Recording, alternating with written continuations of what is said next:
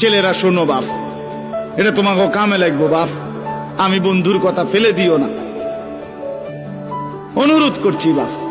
তোমরা যারা অশ্লীলতা, বেহায়াপনা, বিবাহের পূর্বে হারাম এই যৌবনের তাড়নায় তোমরা যারা নাচ গান, জিনা, ব্যভিচার, মোবাইলে অশ্লীল দৃশ্য দেখো, এবং যারা কোনো মেয়ের সাথে অবৈধ প্রেম সম্পর্ক, নাজায়েজ যে কোনো রকমের সম্পর্ক করছো, আমার অনুরোধ তোমরা এই কথাটা শোনো আমার। দেখো আল্লাহ কি বলছে। আল্লাহ বলছেন আল খাবিসাতু লিল খাবিসিন।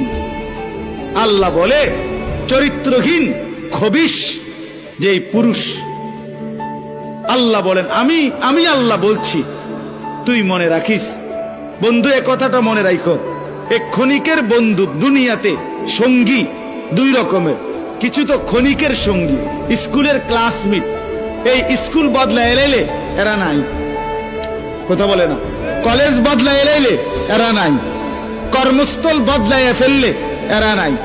কিন্তু স্ত্রী দুনিয়ার মধ্যে একজন সঙ্গী, এই সঙ্গী কিন্তু দীর্ঘমেয়াদী দুনিয়াতে, ঠিক কি না বলেন?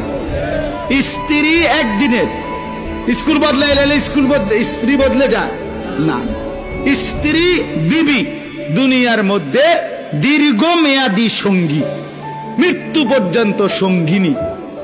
আর স্ত্রী শুধু স্ত্রী না, স্ত্রী আমার বংশ, আগামী দিনের প্রজন্ম, আমার সন্তান, আমার সামনের আগত জেনারেশন, এর দ্বারা আমার আগামী দিনের পরিচয়। তাহলে এটা কি একটা গুরুত্বপূর্ণ বিষয় কিনা?